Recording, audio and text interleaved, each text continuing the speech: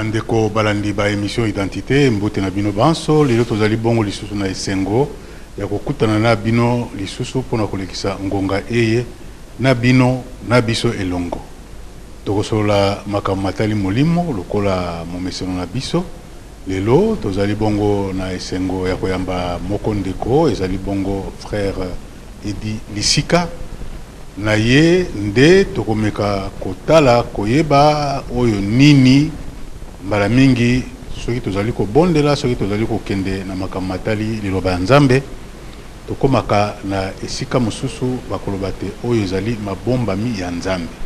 Mabombami ya Nzambe ezali nini toluka bongo koyeba yango na lisalisi to na lisungi ya ndeko to frère Edi Lisika. Ndeko Edi mbote na yo.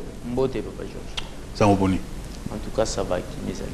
Voilà, na utai koyebisa bandeko balandike lelo tokosolola na yo makamatali mabombani ya Nzambe. Mabombami wana tokoyokaka tokolobaka yango basango bakolobaka yango ba pasteur ba prophète ba évangéliste ba frère lokola bino mais mabombami yango ezalaka nini penza soki okiko fungula biso yango toyeba ezali nini. Donc ndenge na lobaka mingi ndenge naza ko intervenir, c'est-à-dire et que ça vraiment important na ezali parole de Dieu, c'est la compréhension.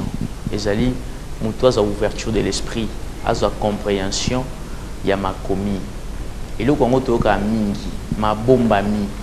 Alors en français on benga ngo le saint secret, soit les choses cachées de Dieu. Ezaka eloko moko. Autrement dans le baka la révélation.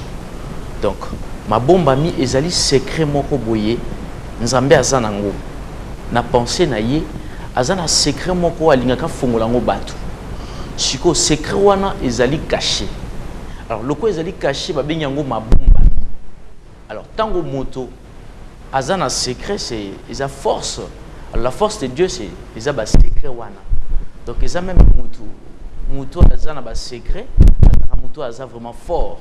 Alors, tant qu'on va découvrir le secret à Moutou, et ça sous secret est commis révélation. Alors, ce qu'on m'a bomba c'est tout simplement la parole de Dieu. Ce que les parole de Dieu.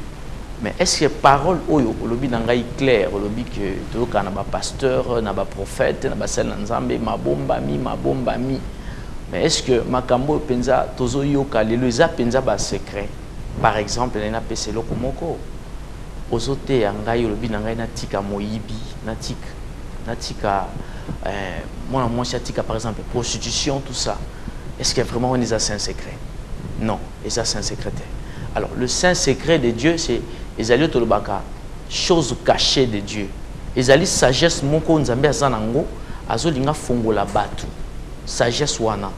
Alors vous allez voir que na makomi na livre Matthieu chapitre 13 verset 34 à 35 Batouba s'est posé question, Balobi, mais Jésus-Christ, Jésus dit à la foule toutes ces choses en parabole.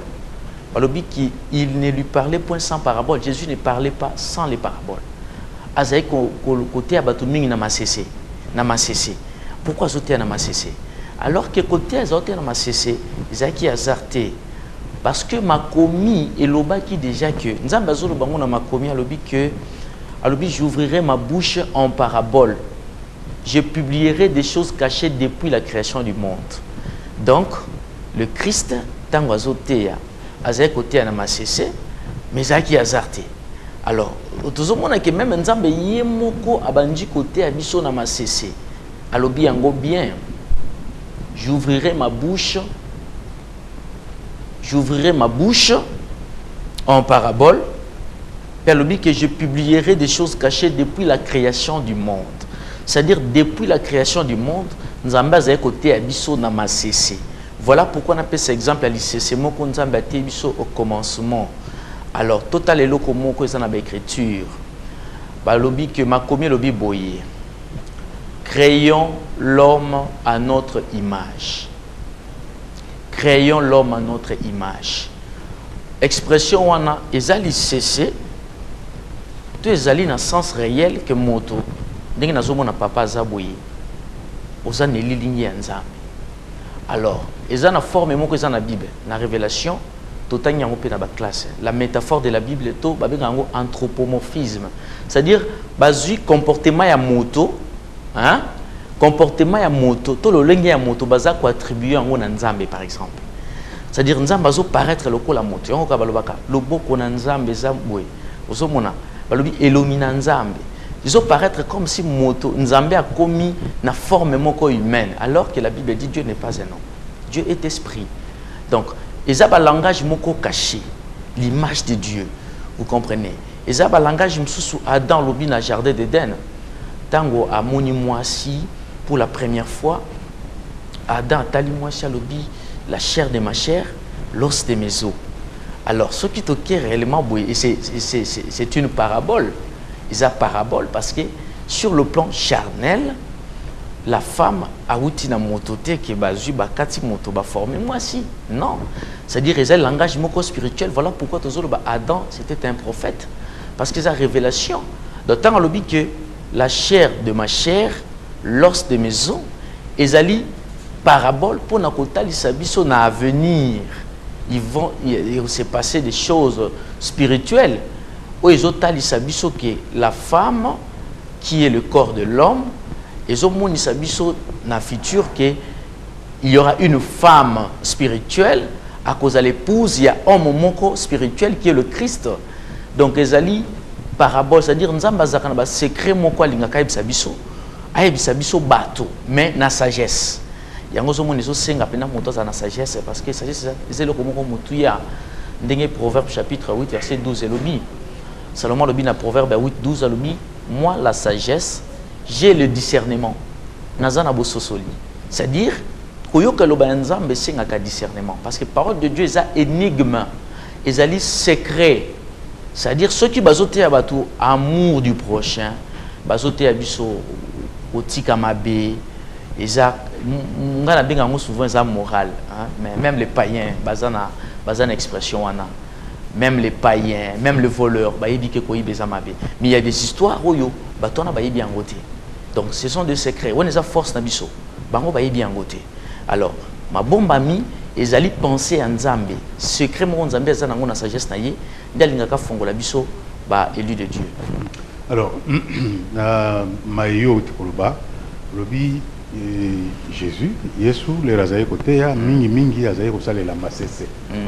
Mais lelo na bandimi ya lelo na bakambi ya lelo bazalisi mangomba baebite pona ni ba osalela masese mingi te. Est-ce que à votre avis bazo salela pe masese mingi? OK, dali na meka ko signifier le comme c'est vraiment important. C'est-à-dire quoi? Tant que le billet sur côté na masese, ce sont des saints secrets. Et ça ba secret moko za ozwango na ye mo côté. Ba parabole on est où ta papa? Et où t'as qui na Christ yé mon côté ni un prophète tonani non ma c'est Nzambe muta proposa ka ba prophète na yeba ma c'est wana au moins na Osée chapitre 12 verset 11. Osée chapitre 12 verset 11 ma commence tali c'est que ba vision c'est Dieu ba parabole ba chose cachée Nzambe nda proposa ka bango. Alors bango siko tant bazwa ka yango ba expliquer ka biso alors pourquoi ba te ka biso ce qu'on a ma c'est. Alors, aux hommes, on a un exemple. Pourquoi les cesser?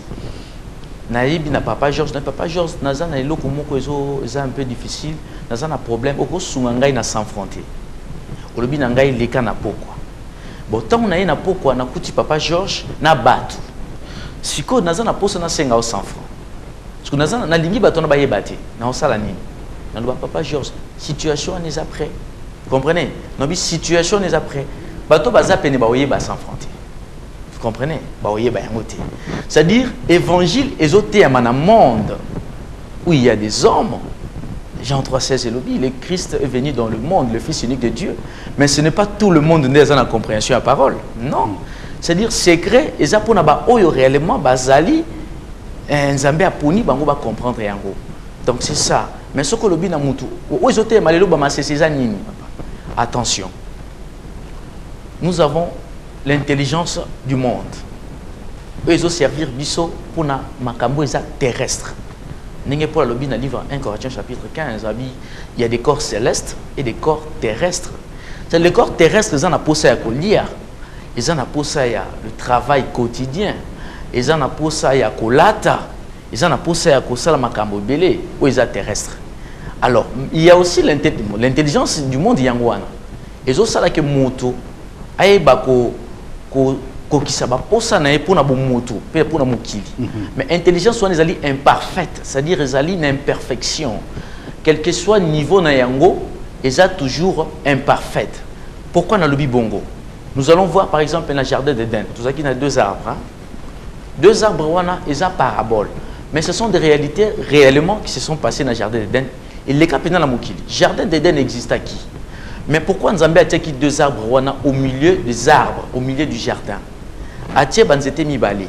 Mais il y a un arbre où ils l'arbre de la connaissance du bien et du mal. Il y a une connaissance qui est à la fois bien et à la fois zamabé. Donc, moto tango lié arbre wana. La première des choses, c'était l'ouverture de l'esprit. Moto azu a fongwa mimiso. Oh, mais est-ce que miso moto zay comme on a dit? Ils comme on. Donc, nous avons des yeux physiques et des yeux spirituels. Alors, miso ane monaki et monaki na positivité ou na négativité. Parce que l'arbre wana tango bazo lié en zamba lobaki na bango très bien que ceux qui boulier beaucoup kufa. Donc, mais bango bali yango kaka. Donc, mbuma wana ezali connaissance du bien et du mal. Bien que ça malamu, à la fois pesa mabe, mais en réalité c'est la mort. Donc il y a une connaissance qui procure le bien et le mal. Aujourd'hui, ils ont créé des avions, ils ont créé des portables, ils ont créé des cambobélés. Mais en réalité, ils ont aidé à la fois des obstacles.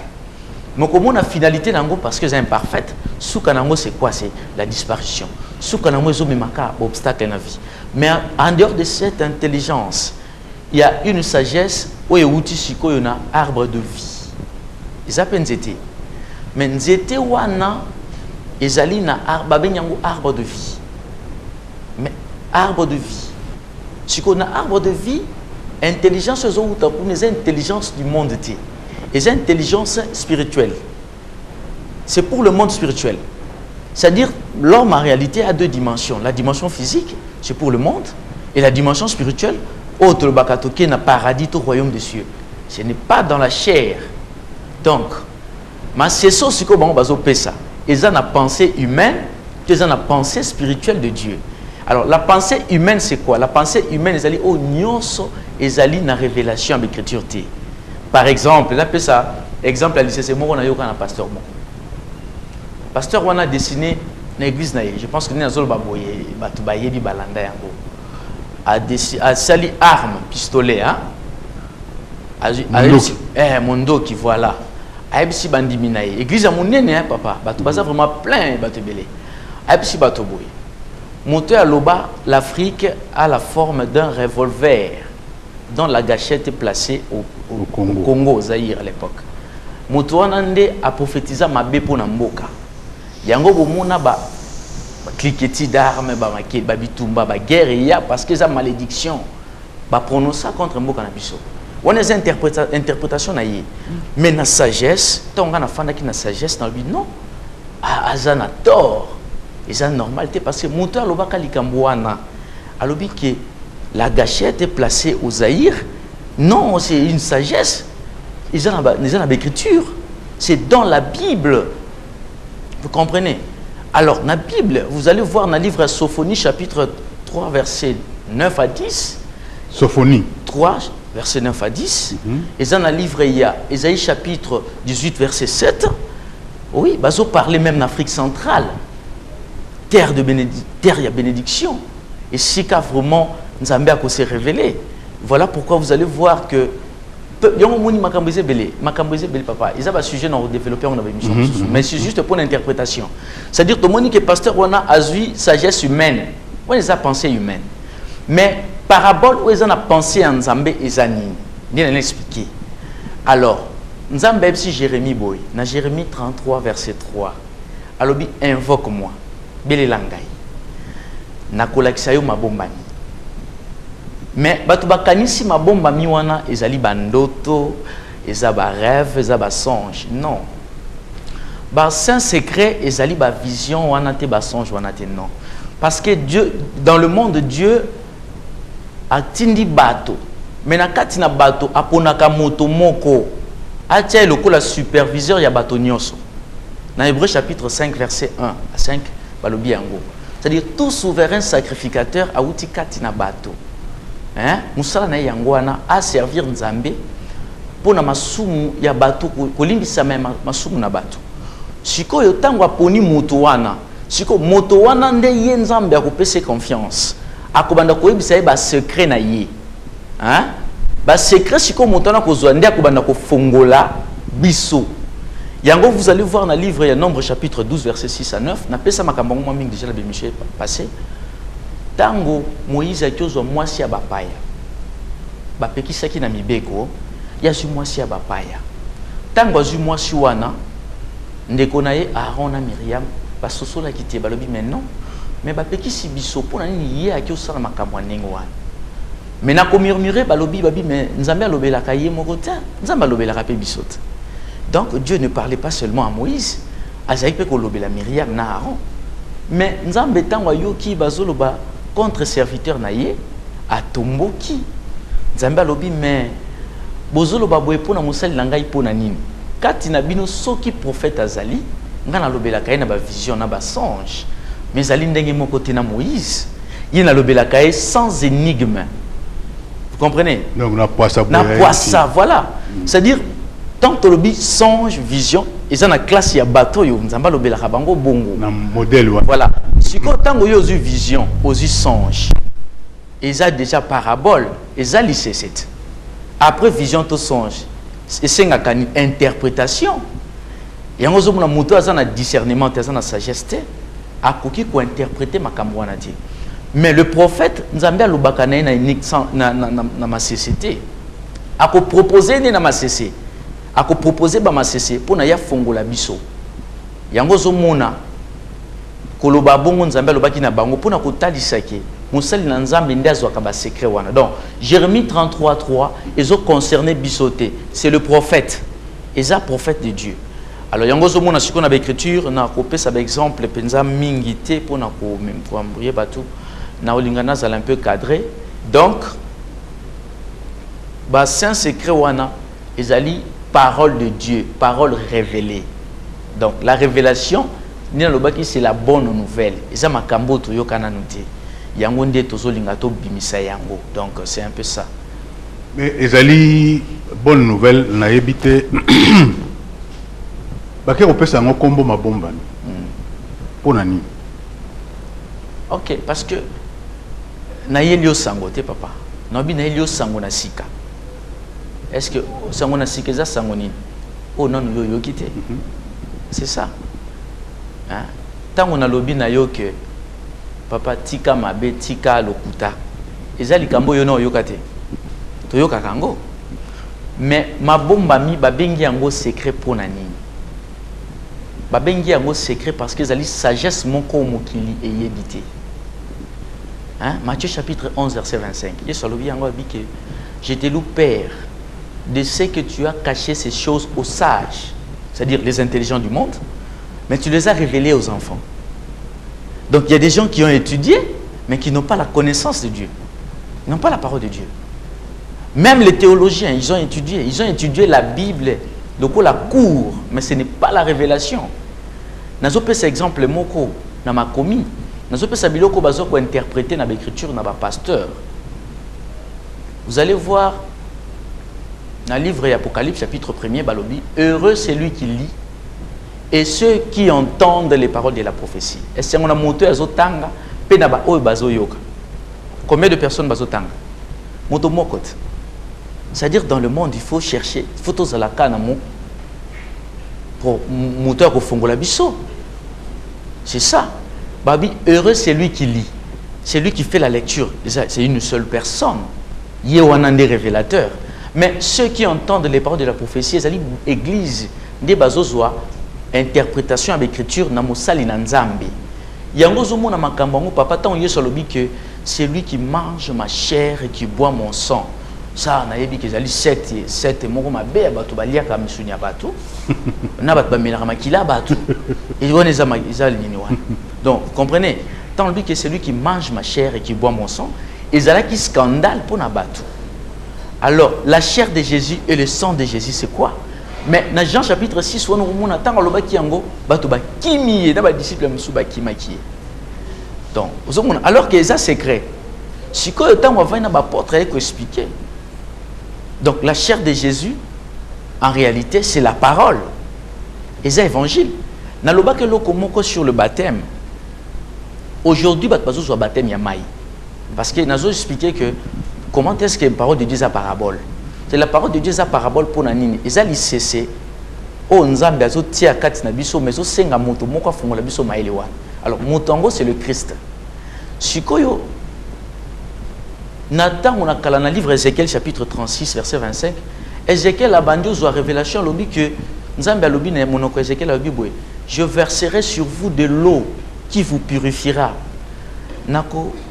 Nako verser le konabino, nako répandre le konabino, nako sopelabino maï, oeko peto labino. Mais on va verser sur en réalité sur la tête, hein? Maï bako boaka liboso na mutunde kitinase. Alors, sikoyo, tango Ézéchiel a lobi bongo, nzambe a lobi kaka. Maï nino bako boaka na biso na mituna biso et peto la biso. Donc, vous comprenez que ça parabole. Sikoyo, Jean-Baptiste Tangoyaki dans Matthieu chapitre 3 wana azupe maï azo verser sur azo sopé la paix bateau mais azo na bateau repentez-vous. Donc tant qu'on se repentir a comme purifier mais est-ce que na maï kaka ndenga azo sopa boye pe montazo se repentir non mais Ézéchiel alobaki yango sikoyo pourquoi Ézéchiel alobaki kaka maï et Jean-Baptiste azupe kaka maï. Pourquoi ils ont utilisé une matière didactique, maï matière didactique? Alors, Jésus-Christ n'est pas y. N'appuie, bakutani na femme samaritaine. Avec sengi maï, abipé sanga maï. Maï yo yeso sengaki, et c'est là qu'il l'eau naturelle, où Jean-Baptiste a utilisé pour na bâti sa batte. Mais moi, je suis dans le bina yesu, biso na binoto yo kanakata, yo ko senga maïté. Donc, un païen et un chrétien bakoki ko cohabiter ensemble. Donc c'est comme ça. Même papa, même toute la famille moko, même aux maman nangai, to papa nangai, na musuni oui, c'est la famille, mais spirituellement troki ko tout la diviser. Spirituellement. Mais si ko tango Yesu asengi mai emotional lobina e bongo, Yesu e koloba na mwasi lobina e boy. Oh. Si tu savais les dons de Dieu, c'est toi qui allais me demander de l'eau. Ce qui est le cas de Nzambe, yondo linga ki osenga nga mai. Yesu azaki na mai nini. En réalité, Yesu azaki na mai te. Ya ko pesa mo chana mais mai nini Yesu alobaki. Non, c'était pas de l'eau naturelle. Azaki l'eau spirituelle. Donc Ézéchiel a lobi mai, Jean-Baptiste a utilisé mai. Yesu pas lobi azana mai. Mais ce que mai en réalité, il faut purifier biso. Et purifier biso. Sikoyo, tango azote abato, dans Jean chapitre 15, verset 3, à l'obi, déjà vous êtes purs à cause de la parole que je vous ai annoncée. Or, sikoyo maïnezo purifier biso. Donc, l'eau, c'est la parole. Parole, ne moutezo peto la biso. Yango zomo na livre Actes chapitre 19, verset 1er, Paul a été un disciple à Éphèse. Babengi bango ba disciple. Mais tant que na bango, qu'est-ce qui s'est passé? Et le quoi c'est que ça ranga makasi papa. Akutena ba atuni bango boy. Avez-vous reçu le Saint-Esprit quand vous avez cru? Boyamba ki molimo mo santo mokolo bondimela ki liloba. Ba disciple ba répondre nini? Ba lobi que nous n'avons pas même entendu dire qu'il y ait un Saint-Esprit. Un disciple a habité Saint-Esprit. Donc ça se passe aujourd'hui. Les alliés, Batu, Azo Sambela, mais a habité que baptême Yamaï et Yangote. Le baptême c'est dans la parole. Si vous avez disciple, mais tout là bien. À toute une question, avez-vous reçu le Saint-Esprit lorsque vous avez cru? Quand est-ce que ceux qui croient na parole, le Saint-Esprit est yakate na ba cri. Non. Et ça y a un côté. Alors, Yango na ngaki na peut ce qui est clair andé na lobby. Oui, oui. Donc oui, ça va. C'est ça donc ezali bato il faut ba luka ba luka discernement avec l'écriture. Mais alors si ka boye frère Eddy ma bombe ami yango eza kozama na nini na Bible na ndenge lobi ke ezali makambo ya Nzambe ye moko eza kozama wapi? OK, c'est une très bonne question. Bon, totia par exemple que Bible eza ma bombe ami. Par exemple. Par exemple. Dans Daniel chapitre 12 verset 4. Même si Daniel boy dans Nzambe. Daniel tient secrète ses paroles. Bomba maluba oyo. Donc Daniel a sa prophète. Donc c'est-à-dire dans le prophète il y a le secret de Dieu. Yango ba ben yango ma bomba mi. Donc pour nous kozoba secret il faut le cas Daniel parce qu'il y a bomba qui yango. Mais Nzamba lobi boy. Scelle le livre jusqu'au temps de la fin. Scellé, c'est-à-dire fermé. Ferme le livre. Kanga yango, tina mikolo na suka. Bato bakotanga yango pe mayele kokoba. Mayele kokola bango. La connaissance augmentera. Mais papa, livre tango bakangi yango. Mota kotanga, akotanga te parce que livre est fermé. Pour na kotanga, il faut livrer ça là ouvert. Hein, vous comprenez? Ndetoni to ba ce qui Bible réellement ça ma bomba mi. Alors sikoyo Esaïe dans chapitre 29 verset 10 à 12 ba yeli moto moko yebi kotanga makomi ba yeli makomi ba pesi livre ba yebi si lit donc ceci ba lobi moto ngo za ba bi quelqu'un qui sait lire hein? Ba pesi atanga mais ba lobi moto ngo lobi na koki kotanga yango te parce que livre est scellé et fermé moto yebi otanga. Yango, vous allez voir dans Actes chapitre 8, verset 25, Eunuque éthiopien, à ce qui fonctionnaire, il y a reine de sabbat. Nanzela zotambola, a fongoli livre Esaïe, a banjo tanga yango. Tanga zotanga. Soudain, Philippe a bimelié.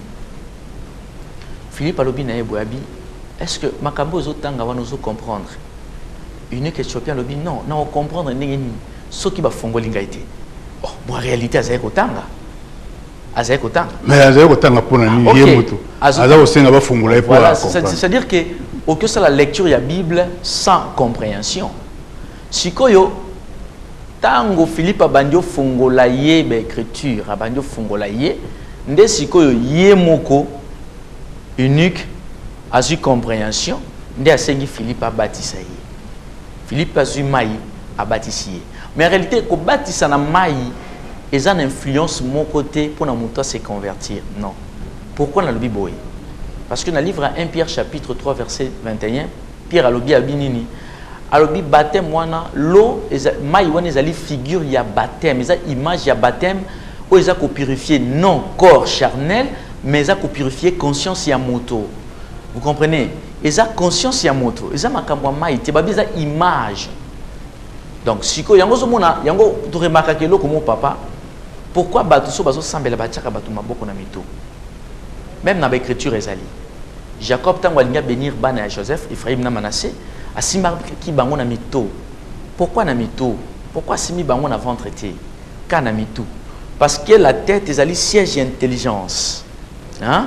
Et si ka mayele ya moto fandi. Alors, la bénédiction de Dieu se repose sur l'intelligence de l'homme. C'est-à-dire dans la connaissance spirituelle, est-ce que motazo pambwama? Comprenez? Yango basimba kamitu, eza nango ka symbolique. Donc, mais ce qui peut moto eza animé na ba démon asimbi mitu bongo, les faux pasteurs, Dieu maudit à se transmettre force moko négative. Donc c'est un peu ça. Et puis tout ça évolué. Alors pour nous c'est que la Bible ezali témoignage, il y a ba prophète. Mais pour nous koyeba secret eza na kati, il faut un révélateur. Il faut moto yaza révéler nda fongola yo parce que ça ma bomba mi. D'accord. Là ndenge lobi que Bible ezali ma bomba mi ezali boeto loba Bible ko za la code. Il faut za na fongola na yango po yeba okota na Bible. C'est clair, parole de Dieu za code. Eza code. Oui. Na eza code pourquoi? Na lobi forme métaphore ya Bible. Forme métaphore par exemple, bengi Jésus-Christ le lion de la tribu de Juda. Jésus-Christ a lion. Non, a lionté. C'est un homme, Azaki moto. Vous comprenez? Mais va bengi lion. Pourquoi va bengi lion? Et vous allez voir dans le livre 1 Pierre chapitre 3, dans le livre 1 Pierre, dans le livre Pierre peut abengi diable, abengi lion. Abi diable déjà le col en coche azo qui tambola tout autour, hein, qui rôde tout autour, le col kosi diable peut à lion. Jésus-Christ n'est pas à lion. Mais est-ce que le lion va qui lion à zakaka lion. Alors pourquoi bazo employer ba forme on a ba style na makomi pour na kota lisaboye bazu lion ba comportement na positif baza ko attribuer à Christ parce que vous allez voir lion na troupe na ye azalaka asaka défense makasi bazu charisme on a ba attribuer à Christ mais côté négatif ba attribuer à diable na Satan. Alors par exemple total makambu ya serpent. Qui a bon à télé qui na télé il y avait des hommes de Dieu qui invités mais il y a un homme de Dieu mais papa ils ont mawa likambu serpent na landi à lobby serpent basaki conversation na Ève sikoyo serpent zui sémence na ye à lalina Ève nde babota ki Caïn. C'est grave. Serpent zali ovipare, hein, babota kabanyama babota ka maki, hein. OK. Moto azali, moto abota makite. Moto abota ka moto. OK. Toke na réalité sur la nature. Ba mindele basala ngomyo, yango greffage, bazu nzete oyo ya manga, bakati boye batie avocat. Ba scientifique, oui. OK, merci. Sikoyo tangu fruit ekobima nzete wana, fruit ne kozala intermédiaire entre avocat na manga. Bon, ce qui nyoka la qui na mwasi, mais quand y a bimi moto pour nani, fala bima une partie serpent, une partie humain. Donc, ce qu'on a que baza bloqué parce que bah pensée humaine la parole de Dieu. Alors pourquoi Nzambe a utilisé serpent, on a métaphore. Nzambe a utilisé na langage n'a utilisé ba nyamami na écriture pour na kotel sabiso ba réalité spirituelle. Yango moni tango Yesu akoya na Matthieu 25 babi akotia ba pati na loboko ya mobali. Babouk, bataba na loboko ya mwasi. Alors biso babengi biso ba pate, pourquoi toza ba pate na Yesu? Et pourquoi Jésus-Christ dans Jean 1:35, Jean-Baptiste a bengi l'agneau. Yesu aza mwana ya même été. Ba bengi l'agneau pour